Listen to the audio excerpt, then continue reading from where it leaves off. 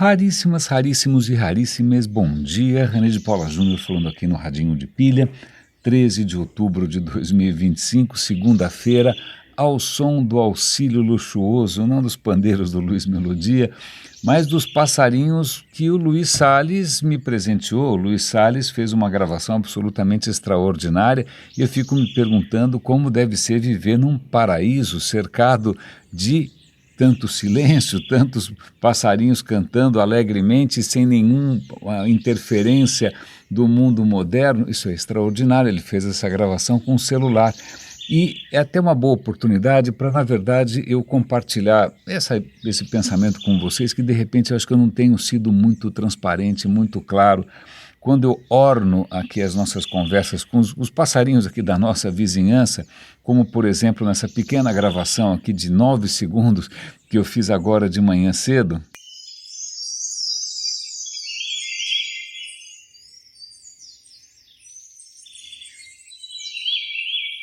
Na verdade, essa é a gravação depois de passar por um processo bastante artesanal, bastante carinhoso, de, digamos, limpeza, porque o som direto, original, era esse.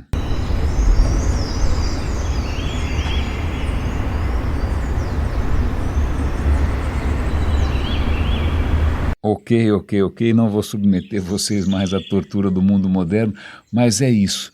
Na verdade, acho que até o próprio radinho tem um certo paralelo com essa história das gravações dos passarinhos, porque o que eu estou fazendo todo santo dia é tentar pescar, tentar identificar algumas coisas interessantes aqui no meio dessa azáfama, né? No meio dessa enxurrada de coisas loucas por aí que os algoritmos ficam jogando na nossa cabeça e trazer aquilo que realmente possa nos inspirar. Mas continuamos agora com o nosso fundo sonoro providenciado pelo Luiz Salles, eu agradeço.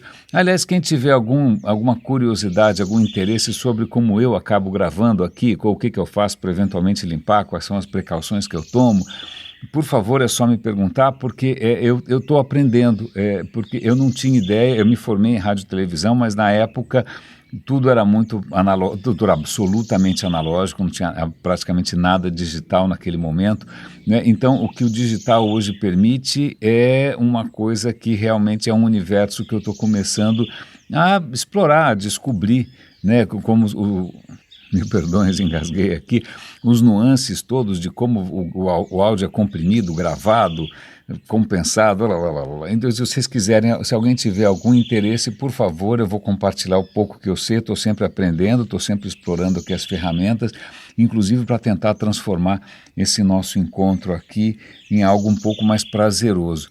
Falando em pescar histórias, tem uma que está aqui no fundo do meu cesto já faz algum tempo, mas ela acabou vindo à tona porque o G1 também publicou uma reportagem parecida. Eu falei, eu estou enrolando, devia ter contado essa história faz tempo, mas é o seguinte: médicos no mundo todo, no Brasil inclusive, estão assustados porque gente jovem que antes não tinha alguns problemas passou a ter. Então, em pouquíssimos anos, de alguns anos para cá, menos de 10 anos para cá, alguns casos de câncer coloretal, câncer no fígado, câncer de mama, aumentaram 3, 4 vezes, sobretudo entre pessoas a partir dos 18 anos, pessoas com 20, 30, 40 anos estão tendo câncer, coisa que a gente só veria em idades muito mais avançadas. Isso é assustador, isso é um problema de saúde pública. Por quê? Porque é muito curioso, porque quando eu vejo, a geração da minha avó, a geração do meu pai, né, que é uma geração extraordinariamente longeva, minha avó morreu com 102, papai está com 94 batendo um bolão, você fala, nossa, eu não vou durar tanto, porque eles tiveram uma vida muito mais saudável, em contato com a natureza, se bem que isso não é bem assim. Se bem que isso não é bem assim pelo seguinte, os pais do meu pai, os pais da minha avó, que também viveram no mesmo contato com a natureza e tudo mais, eles morriam muito mais cedo. O que a gente está vendo agora, dessa geração um pouco mais velha, é que sim, eles viveram em condições muito menos duras do ponto de vista de ofensas à sua própria saúde, ao estresse, etc. e tal, mas também eles contaram com avanços da medicina. né? Então, meu pai conta hoje com uma rede de apoio, não só de hospitais, enfermeiras, medicina, exames, que era completamente inimaginável para o pai dele, que faleceu com 59 de infarte.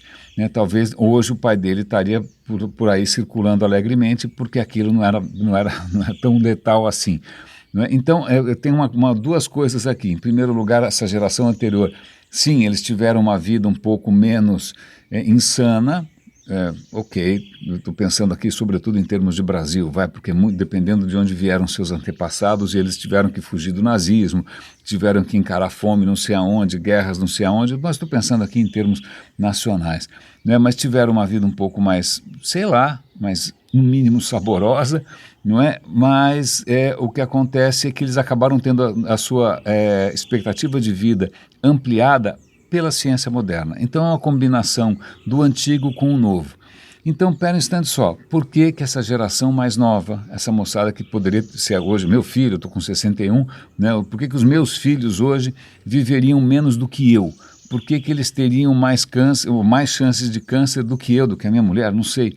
Não é simplesmente por razões que hoje são chamadas, como é que o nome que eles dão é não é exossoma, eu não sei, tem algum nome aí que começa com exo, que é o conjunto de ameaças à sua saúde que vem do ambiente em que você vive.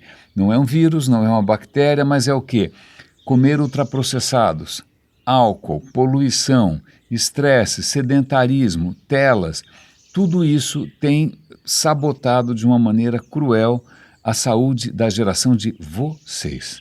A minha geração acho que é intermediária, né? Eu passei os primeiros 20 anos da minha vida bastante afastados do que é a realidade de alguém jovem hoje.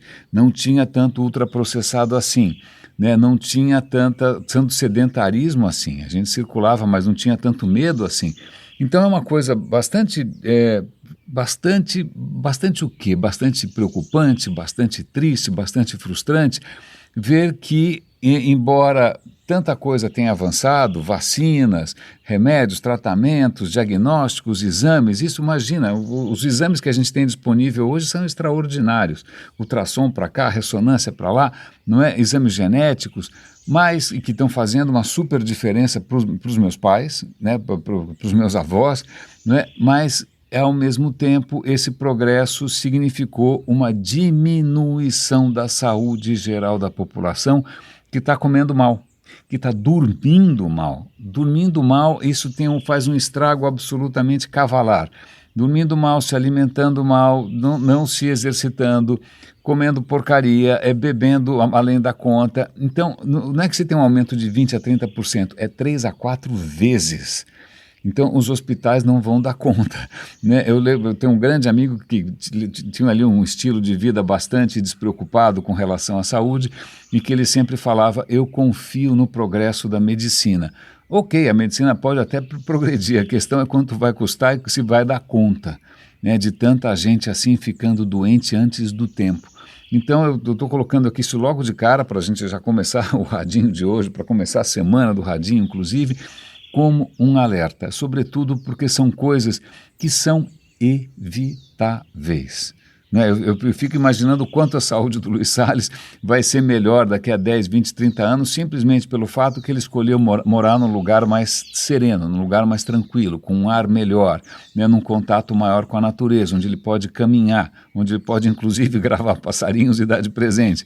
Não é? O impacto que isso vai ter em todo mundo que mora lá.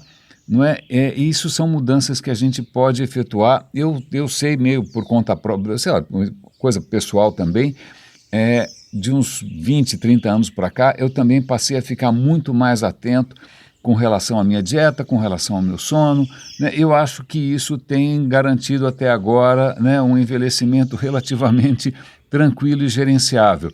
Enfiar o pé na jaca não parece ser aqui uma boa política. Então fica a dica, eu vou dar o link para o G1 gratuito como sempre, o Estadão tem o paywall, mas de qualquer maneira está aí para quem quiser dar uma olhada, e já que eu estou falando aqui de meio ambiente, já que eu estou falando aqui de poluição, e já que eu estou falando aqui em qualidade de vida, eu me lembro que recentemente no LinkedIn eu acabei entrando numa conversa, numa discussão um pouco estéril, né, que eram pessoas ali, de alguma maneira, enaltecendo um certo comportamento masculino que eu acho que é um pouco anacrônico.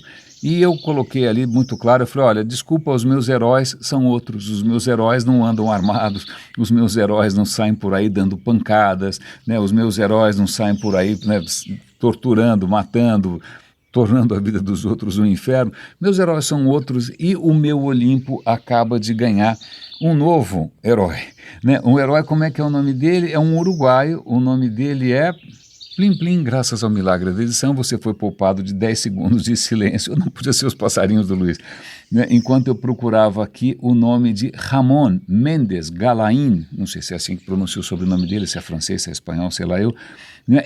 Ele é o cara que a gente tem que realmente botar um busto dele, né? Tem que dar um prêmio Nobel para esse cara de alguma coisa, porque o Uruguai, que tinha uma matriz energética típica de um país pequeno que não tem muitos recursos, né? O Uruguai não tem petróleo, o Uruguai, ele importava essa tranqueirada toda. Então ele tinha uma matriz energética poluente, uma matriz energética que tornava o país dependente, né, de coisas internacionais, né, colocava a soberania dele em jogo.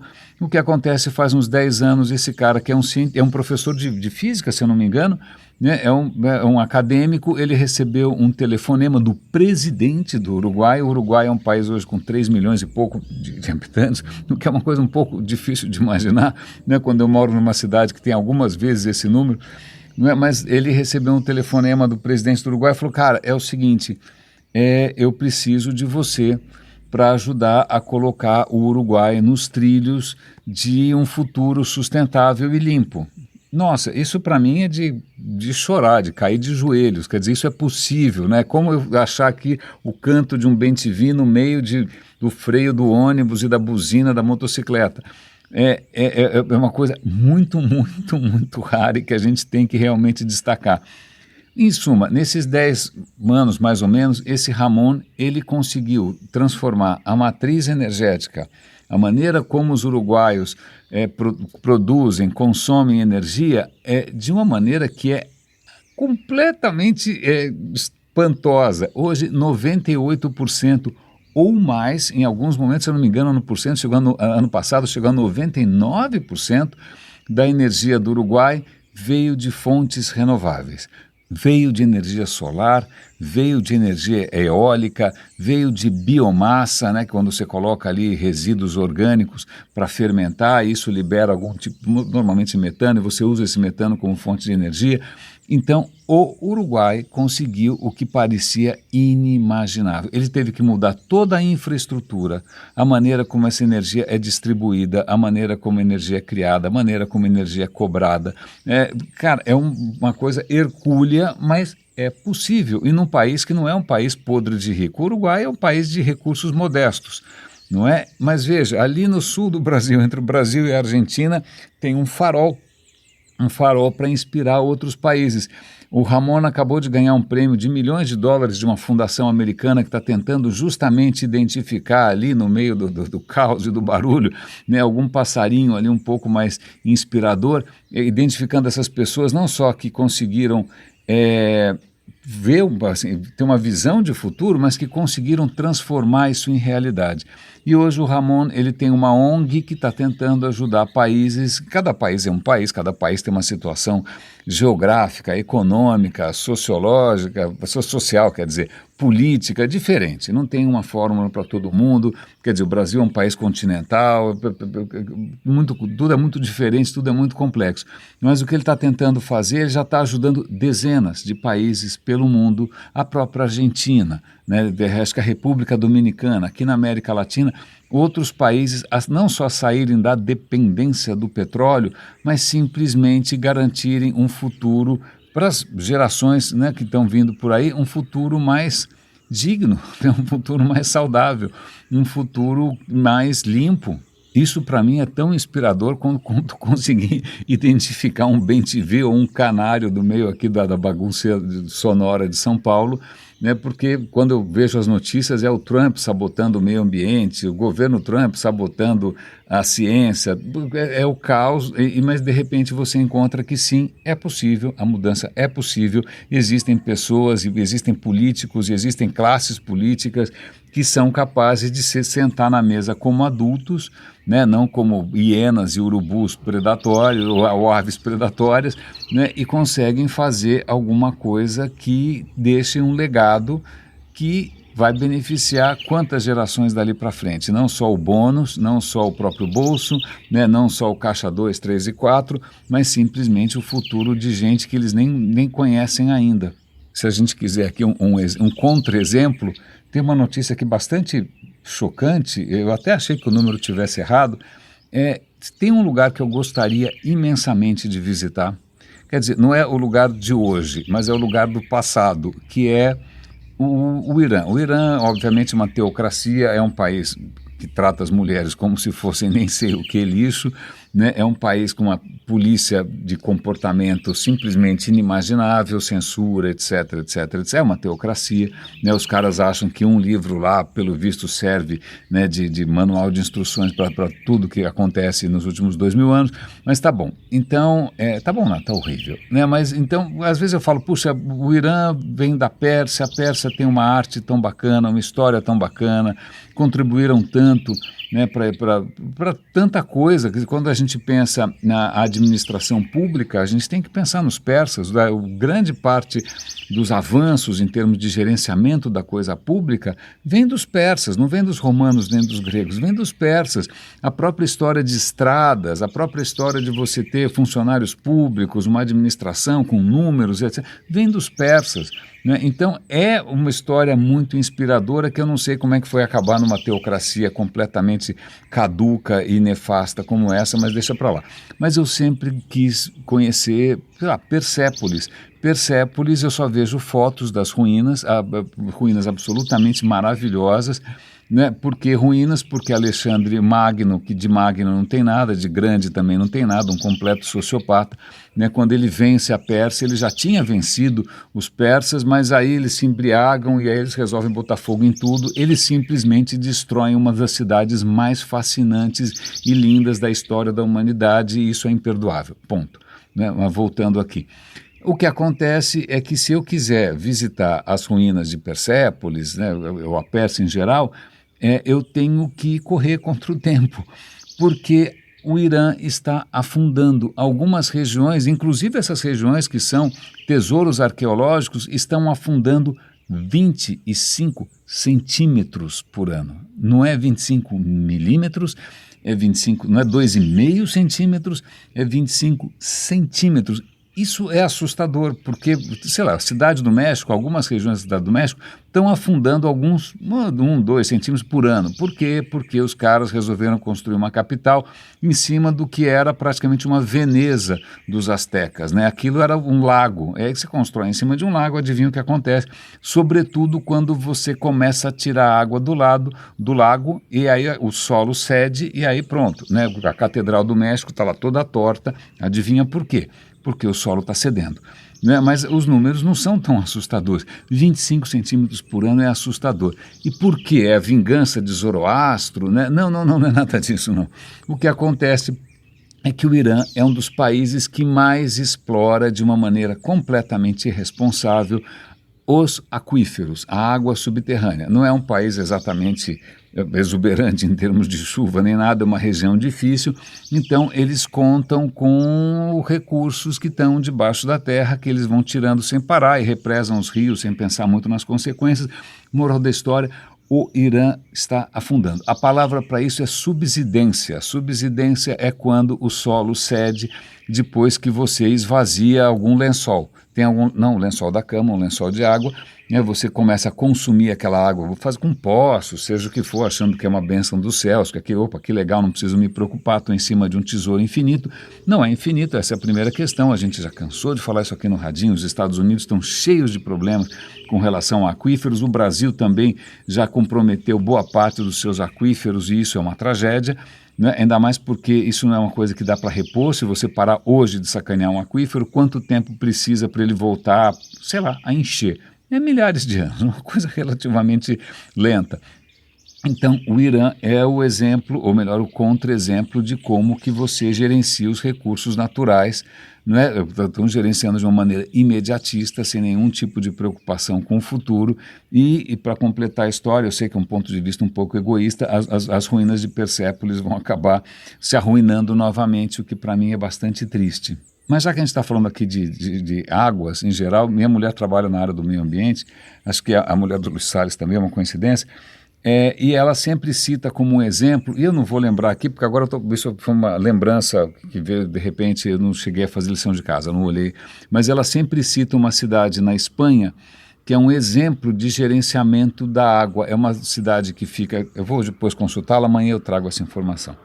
Né? É uma cidade que fica num lugar relativamente, digamos, pobre em termos de água, né? E toda, sei lá, não sei de quanto em quanto tempo, se é todo ano, junta ali na praça todas as pessoas envolvidas com a agricultura, com os negócios, com a cidade e tal, eles se juntam para decidir como essa água vai ser usada.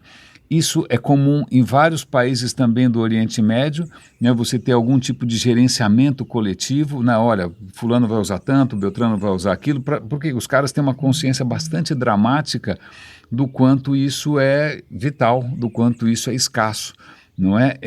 Então, está aqui, mas essa cidade da Espanha, amanhã eu prometo trazer essa história um pouco melhor, mas eu tenho diante de mim uma outra história inspiradora, mais um canarinho que eu achei aqui na barulheira do mundo moderno, que é uma cidade chamada Vila Malea, Via Malea. Nunca tinha ouvido falar. Na verdade, é uma cidadezinha de 4.200 pessoas que resolveu fazer algo que, né, deveria estar nas manchetes de todos os jornais, que é simplesmente abraçar a população imigrante, regularizar a população imigrante, reconhecer que os imigrantes são fundamentais para a sobrevivência da cidade. São esses imigrantes que conseguiram transformar essa cidade que estava ali meio morrendo, porque está todo mundo ficando velho, etc. e tal, né, conseguem de repente transformar aquela região numa produtora agrícola extraordinária. Né, numa produtora, se não me engano, 70% dos cogumelos da Espanha vêm dessa cidade, e os caras estão fazendo ali uma legislação justamente para regularizar imigrantes que estão sem registro, sem documentos, sem nada. E os caras estão simplesmente, ao contrário de tanta extrema-direita na França, na Itália, até mesmo na Holanda, na Inglaterra, que estão querendo banir os estrangeiros, né, como se eles próprios tivessem brotado do chão. Ninguém brotou do chão, convenhamos. Em algum momento alguém invadiu a terra de alguém ali, não tem o que fazer. Eles estão querendo fazer o contrário, que é reconhecer a importância da contribuição, do trabalho, da energia, dos sonhos dos imigrantes. Aí, uma cidadezinha pequenininha chamada Vila Malea. Mais uma história inspiradora no radinho de hoje, ao som dos passarinhos do Luiz Salles. E já que a gente está falando aqui de progresso, de história, de civilização, tem duas historinhas aqui que eu quero trazer que me inspiram e me fazem sorrir. Uma delas é um achado na República Tcheca. Os caras estavam fazendo algum tipo de trabalho, ali o solo cedeu. Quando eles foram ver, tinha um monte de vestígios arqueológicos, escavaram cada vez mais, acharam um monte de coisa interessante, mas acharam 20 e tantas ferramentas de pedra juntinhas ali, como se elas estivessem dentro de uma bolsa. Cadê a bolsa? A bolsa devia ser de couro, provavelmente, e essa bolsa se decompôs. Sobrou ali um monte de ferramenta para tudo, machados, ferramenta para cortar, para limpar osso, e o que é mais interessante é que essas ferramentas são todas de pedra, algumas delas mostram sinais claros de já terem sido recicladas e readaptadas e reafiadas várias vezes. Aquilo era um tesouro. Mas o que é mais interessante é que está aí uma coisa que a gente não costuma prestar, ou não costuma pensar. Não é? Ok, em algum momento os nossos antepassados conseguiram desenvolver ferramentas. Faz 2 milhões de anos que a gente sabe que os nossos antepassados conseguiam lascar pedra e fazer alguma coisa com isso. Né? Mas a gente nunca para pensar, pera um instante só, eu criei várias ferramentas, eu vou sair carregando na mão? Isso é ridículo. Né? A gente tem a mão não para ficar carregando as coisas, a gente tem a mão para usar as coisas. Né? Então a gente esquece de uma coisa tão trivial, mas tão importante quanto bolsas. quanto cestos, né? Quanto essas coisas dificilmente resistem, né, à passagem do tempo. A pedra, obviamente, sendo pedra, resiste mais. Mas eu achei bárbaro porque o cara tinha ali, era uma mochilinha, era uma sacolinha. Quando você chama alguém para consertar alguma coisa na sua casa, que o cara vem com uma caixa de ferramentas, que ele vem com uma sacola cheia de instrumentos, é isso, é uma coisa de 30 mil anos atrás. O cara já andava para lá e para cá com o seu pequeno arsenal, com o seu pequeno tesouro, e tinha ponta de flecha, e tinha faca, tinha um monte de coisas, e isso me conecta com uma outra história interessante, um vídeo muito bacana de um canal que eu apoio, assim como alguns super raríssimos apoiam aqui o canal. Aliás, eu vou fazer uma coisa que eu devia fazer com mais frequência, que é justamente nomear os super raríssimos que todo mês, né, colaboram de maneira sistemática com a sobrevivência desse canal. Então vai aqui o meu super obrigado. Pelo nome, estou lendo na ordem que eles aparecem aqui. Nem todo o nome está completo, me perdoem. Tem Caian Luigi, Leonardo Zamboni, Mauro Fiorio, Daniel Ferreira, querido, Daniel Regis, Leandro Lacerda, Danilo Soares de Castro, Leocádio de Melo, Renato Cechettini, Samuel Strapa, Alisson Souto de Oliveira, Edu Mancebo, Thaisa Ilui. Super obrigado a todos vocês. Mas voltando aqui, né, só para também esclarecer para quem não entendeu nada disso, o Radinho não tem fins comerciais, ele não tem propaganda, ele não tem nenhuma fonte de receita. O Radinho eu literalmente pago para fazer, né? Se eu fosse me sujeitar às regras de Ibope, audiência e mídia, eu jamais poderia estar fazendo o que eu estou fazendo. Mas algum tempo atrás eu abri a possibilidade para que pessoas pudessem contribuir com quanto quisessem para a sobrevivência do canal. E hoje temos 14 super raríssimos contribuindo no Ko-fi.com. Então, muito obrigado mais uma vez a todos vocês. Mas voltando a um canal que eu também apoio sistematicamente todo mês, eles estavam falando ali de um outro achado arqueológico, que era uma carcaça de um mamute, se eu não me engano, e que tinha nas costelas uma ponta de lança, uma ponta de lança. Foi como provavelmente aquele mamute morreu, né? Mas o que era interessante é que, primeiro, isso foi 200 mil anos atrás. Peraí, 200 mil anos atrás, o Homo sapiens não estava aqui, não estava na Europa ainda, né? Nessa época, quem estava lá?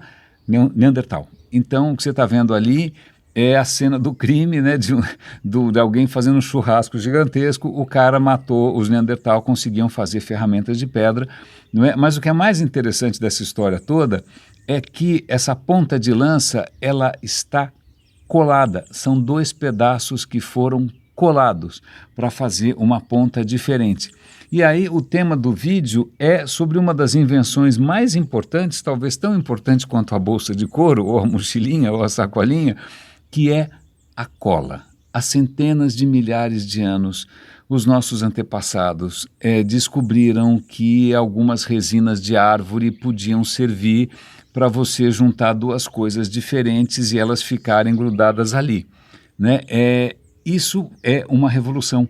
Porque antes disso você fazia aqueles machados de pedra, mas você tinha que segurar na mão. Você tinha uma faca de pedra, você tinha que segurar na mão, né? Se você quisesse matar um animal, ou você jogava a pedra na testa dele, né, o que tem uma eficiência muito limitada, né? Não tinha como você proteger sua mão, não tinha como você estender uma ferramenta, até que alguém descobriu como fazer resina, ou alguma substância, normalmente alcatrão, também é possível você fazer alcatrão, e você colar 2 coisas.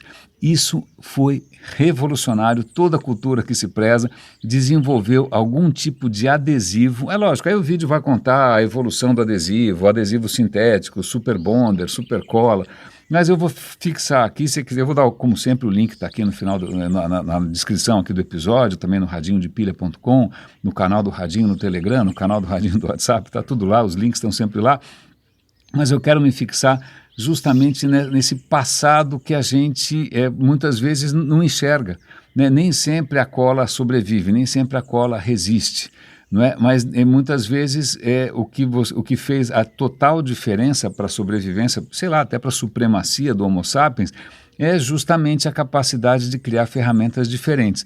Então você só tem uma lança, você só tem uma faca com cabo, se você tiver cola, a mesma cola que você usa hoje no dia a dia, cola Prit, aquela cola branca horrorosa, dizer como super bonder, ou quando um cirurgião vai colar ali é isso, a cola vem acompanhando a história da humanidade há bastante tempo. E veja, quando começa a história não com o Homo sapiens, mas com o Neandertal. O Neandertal já era capaz de produzir ferramentas sofisticadas, já era capaz de dominar, era tão humano quanto nós. Como é que eles foram desaparecer? É melhor nem pensar muito nisso, que senão eu vou ficar um pouco triste.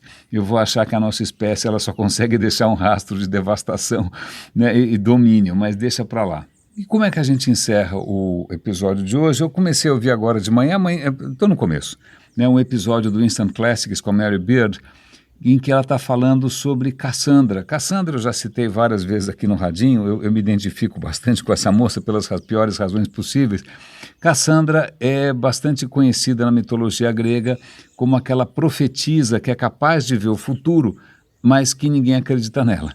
Não é? A história, mais ou menos, é essa. Era filha do rei de Troia. O rei de Troia tinha 50 filhos e 50 filhas. Pelo visto, o cara tinha descoberto o Viagra antes de todo mundo. Né? Um dos filhos é Paris. Paris é justamente quem vai defender Troia. Paris está envolvido na história de qual é a deusa mais bela. Bom, é uma longa história.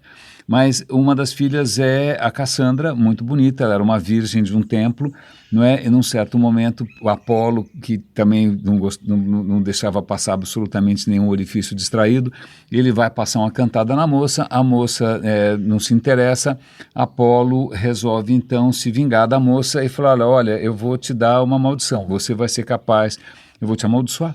Eu vou te dar a capacidade de enxergar o futuro com toda clareza, mas na hora que você for contar isso para alguém, ninguém vai acreditar em você. Isso aparece na história toda da Guerra de Troia, aparece um pouquinho na Ilíada, acho que se eu não me engano não aparece em Homero, aparece em várias...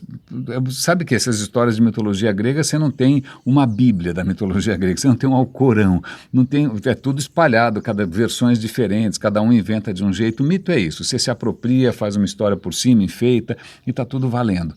Né? Normalmente a história de Cassandra, muitas vezes ela é a mais marcante na mitologia, não tanto por essa questão da profecia, mas pelo fato dela ter sido, quando Troia finalmente cai, aliás até vale a pena lembrar, não sei se vocês lembram do cavalo de Troia, então os gregos ficaram lá 10 anos sitiando a cidade de Troia, não conseguem, estão com o saco cheio, alguém tem uma ideia, vamos fazer o seguinte, pensei num truque, a gente faz um cavalo de madeira, né, bota uns guerreiros dentro, né, a tropa de elite aqui, e a gente fala para os troianos, fala, a gente cansou, deixa para lá, tá tudo bem, tá aqui um presentinho para compensar o estrago que a gente fez, vamos deixar essa escultura magnífica, gigantesca, de presente, aí eles fingem que vão embora, os troianos falam, nossa, que presente bonito, botam para dentro, né? Só que, veja, duas figuras ali, uma delas se chama Cassandra e outra se eu não me engano, um sacerdote chamado Laocoonte, muitas vezes, eles falam, não façam isso, eu estou vendo aqui que esse negócio vai dar ruim, não vai dar certo, né? O Laocoonte, ele, coitado, não sei exatamente porquê, mas serpentes vão envolver esse cara, tem muita escultura em museu do Laocoonte ali sendo espremido por uma jiboia gigante. O Laocoonte não termina bem. Né? E a Cassandra também, ela está ali, gente, vai dar ruim, e ninguém ouve, e aí os guerreiros gregos entram na cidade, botam fogo em tudo, e Ajax, que era um herói grego, estupra a Cassandra no templo de Atenas. O que é mais curioso aqui, como a sensibilidade muda, plim, plim, graças ao milagre da edição, eu poupei vocês de uma tosse explosiva, seus tímpanos continuam intactos, fico muito feliz. Mas voltando aqui a Ajax estuprando Cassandra, né, isso é registrado na mitologia, não porque, coitada da Cassandra, foi estuprada, mas onde já se viu fazer uma coisa dessas no templo de Atenas, Atenas vai ficar furiosa, não tanto pela sorte da Cassandra, mas pelo sacrilégio de fazer uma coisa no lugar que deveria ser sagrada, e isso vai explicar muitas tragédias que vão acontecer dali para frente. Mas por que eu estou lembrando essa história de Cassandra? Porque, infelizmente, acho que como muita gente, além de mim, se sente no mundo de hoje, né, a gente está há bastante tempo chamando a atenção para várias coisas óbvias, né? O risco das redes sociais, o risco das telas, o risco da alimentação desregrada, o risco dos... E absolutamente não adianta nada, a gente continua vendo as catástrofes se desenrolarem por mais que a gente avise, por mais que a gente não tenha o que fazer, mas pelo menos a gente trouxe hoje histórias inspiradoras, uma delas do Uruguai.